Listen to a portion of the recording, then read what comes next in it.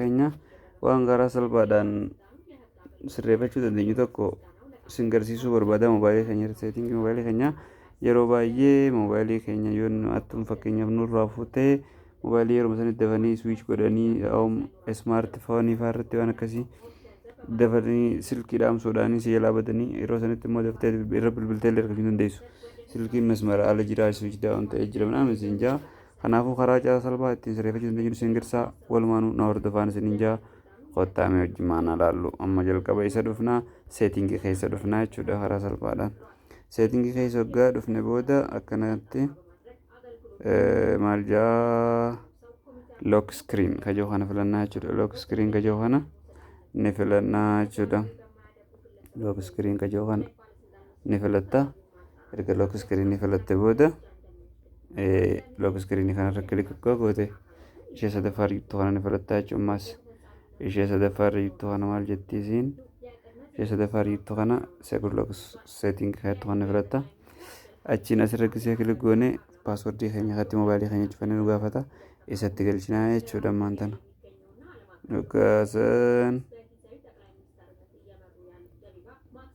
istigaanu gara seetingii keenya sirreeffachuu deemnu nu fida jechuudha. Yeroo san isa sadaffaa jiru kana laalatta inni sadaffaa jiru kun maal jaa show lockdown option kajoo kana jechuudha. Isa kana yoo on goone namni barbaade dhufee moobaayilii keenya switch down godhuu hin danda'u jechuudha. Silkii keenya nama bichaa switch down godhuu danda'a paaswordii nu gaafata gaafa switch godhuu barbaanne isa kana on goonaa jechuudha. Haa gaamma isin agarsiiseetiin jira miree kana qottaa gaamma akka switch down amma tokkon cufa waan ta'eef switch down godhuu dandeenya jechuudha. Qottaa gaamma baakkoonee haa deebinu amma moobaayilii kiyya kana switch down hin godhu fedhe yoo gaafaan switch down godhu fedhe eegama akkanaami maaltu jira amma power off restart and emergency mode off kajoo kana qofaa jira. Sababa kanaaf abbaan fedhileen silkii keenya nu jalaa fuudhee switch down godhuu danda'a jechuudha. Yoo badellee irra bilbiluu hin dandeessu switch down taasisuun jetti. Kana furuudhaaf maal goonaa gara kana deebinaa jechuudha. Gara kana deebineeti seetingii isaan sirreeffanna. Seetingii isaan maal jaa security keenya keessa deebineeti amma gaa security keenya keessa gaa deemne haruma reef deemne san hin deemnaa jechuudha. Ammaan tana haruma reef deemne san hin deemneeti kanarra kilik goone isa kana ni filannaa nambar waaniidha kuni tokkoffaa irratti ishii tokkoffaa lakkoofsa kana ni filannaa. Achi booda immoo asirra kilikisee goone isa sadaffaa kana ni filannaa jechuudha. Isa sadaffaa kana akka filannee kana maal jennaan nambartuu yaannuuni step 2dha.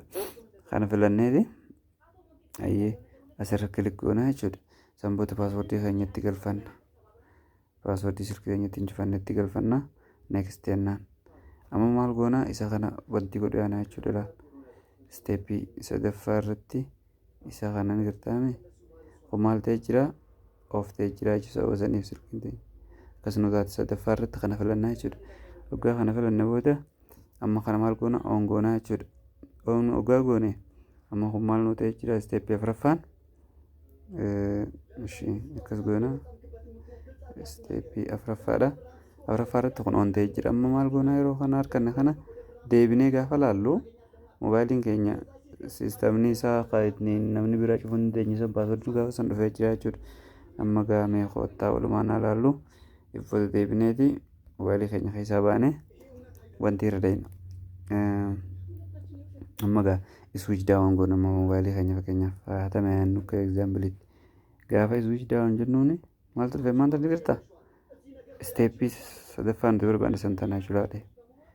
Steepii sadaffaa nuti barbaanne san nu dhuftee jirti jechuudha. Marra deebiin isin agarsiisuu fedha. Steepii sadaffaa nuti jenne san kun tana kun amma nu dhufee jira jechuudha. Lockdown mode kajoo kun yoo inni amma power off kayoo waan irratti kilik goone moobaayiliin keenya maal nu gaafata paaswordii nu gaafata jechuudha.